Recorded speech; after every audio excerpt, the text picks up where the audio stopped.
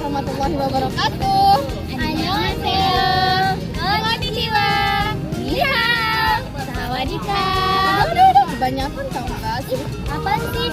Jadi guys, hari ini kami sedang berada di Istana Bahasa Pagaruyung. Oh iya, sebelumnya perkenalkan saya Yola Sarani. Saya Fani Deswi. Dan saya Dian Saidah Hairani. Untuk mengetahui cerita kami selengkapnya, ikutin kami guys. Let's go!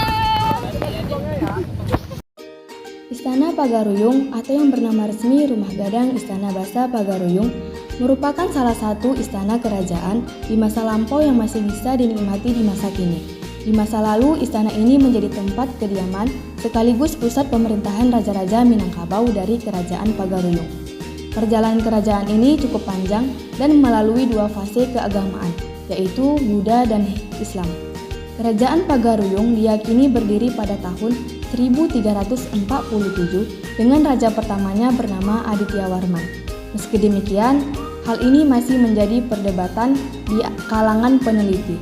Istana Bahasa Pagaruyung menyebutkan pemerintahan Adityawarman di Pagaruyung mengadopsi organisasi pemerintahan Majapahit. Peralihan agama kerajaan dari Buddha ke Islam terjadi pada tahun 1409. Hal ini ditandai dengan seorang raja Pagaruyung yang memutuskan memeluk Islam dan mengubah namanya menjadi Sultan Alif. Istana Pagaruyung di Kabupaten Tanah Datar, Sumatera Barat merupakan destinasi wisata budaya yang masih banyak dikunjungi wisatawan saat ini. Istana Pagaruyung saat ini merupakan replika dari istana aslinya yang hancur karena terbakar pada tahun 1976. Bangunan asli dari istana ini awalnya berlokasi di Bukit Batu Patah.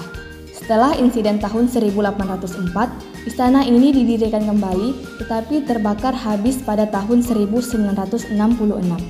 Pada 27 Desember 1976, istana ini dibangun kembali di sisi selatan bangunan asli, yaitu di lokasinya saat ini. 27 Februari 2007, istana ini kembali terbakar akibat tersambar petir. Upaya pembangunan kembali berlangsung antara tahun 2008 hingga 2012 dengan menelan dana lebih dari 20 miliar. Arsitektur aslinya tetap dipertahankan meskipun sebagian besar peninggalan barang berharga di dalamnya musnah dan hanya tersisa sekitar 15%. Oke guys, sekarang kami berada di dalam Istana Bahasa Pagaruyung di lantai 1. Nah, dan sekarang kami berada di Singgasana. Nah, di Istana Pagaruyung ini memiliki 72 tonggak yang dibagi menjadi 6 bagian, yang setiap bagian itu mewakili dan melambangkan fungsi sesuai dengan letaknya masing-masing, dan juga memiliki 11 gonjong ya guys ya. Oh iya, ada fakta lainnya yaitu arsitektur bangunan ini sengaja dibuat miring untuk antisipasi gempa loh guys. Unik bukan? Nah, sekarang kita ada di pojok kanan istana, yang mana di dalam pojok kanan istana itu terdapat sebagai contoh pakaian mempelai pengantin dari negeri Sunggaya. Nah, mari kita lihat. Di bagian lantai 1 dinamakan Anjuang Raja Bepandiang, tempatnya di bagian sisi kanan, yang memiliki 3 langgam. Bagian langgam pertama digunakan untuk tempat sidang, sedangkan untuk langgam kedua digunakan sebagai tempat istirahat. Untuk langgam ketiga digunakan sebagai tempat tidur para raja beserta permaisuri. Terdapat bagian khusus yang ada di tengah-tengah lantai 1. Bagian tersebut diberi nama sebagai Singgasana. Bagian tersebut digunakan sebagai tempat kedudukan raja. Di bagian belakang singgasana terdapat 7 buah kamar sebagai tempat bagi para putri raja yang telah menikah. Nah guys, sekarang kami berada di pojok kiri istana yang penampakannya itu sama seperti dengan pojok kanan istana yang telah kita kunjungi tadi, di mana di sini terdapat apa yuk? Bilik, yang artinya kamar-kamar. Sama-sama yang berada dalam istana. Di bagian kiri lantai 1 dinamakan Anjuang Perak. Kegunaannya sebagai tempat ibu suri atau bundo kanduang ketika mengadakan rapat. Untuk rapat kewanitaannya digunakan pada langgam pertama.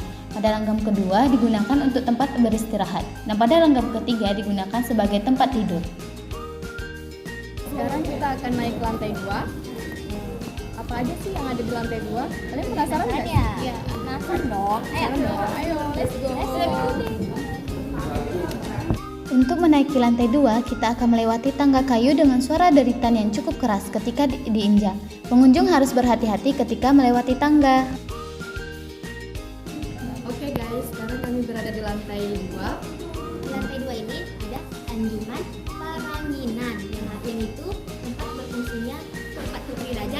menikah atau gadis pingitan.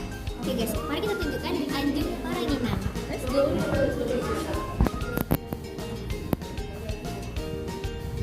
Nah guys, di belakang kami ini yang dinamakan dengan Anjung Paranginan, tempat Gadis pingitan. sebuah kamar tempat dari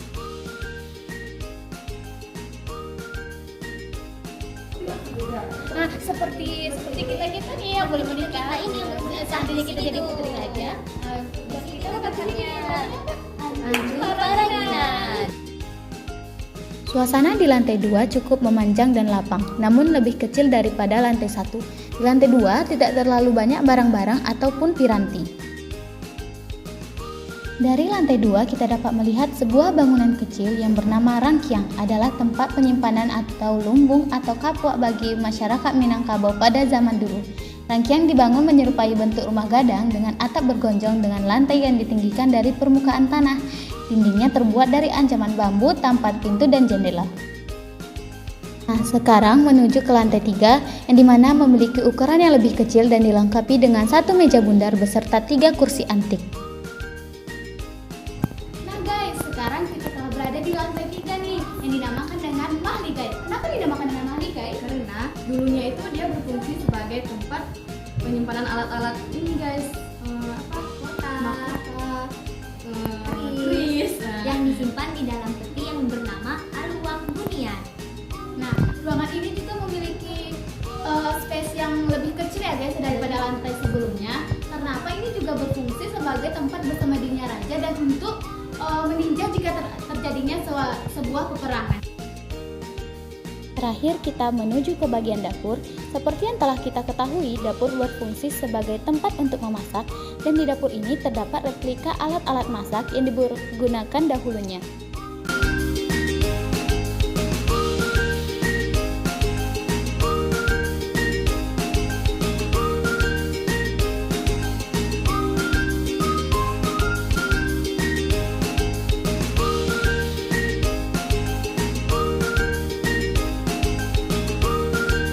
Jadi guys, sekian dulu cerita kami pada hari ini. Gimana?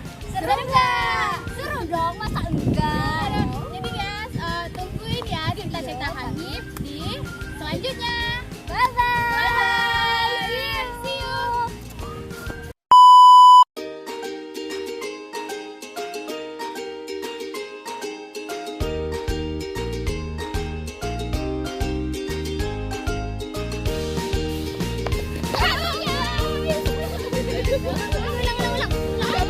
Satu, dua, tiga.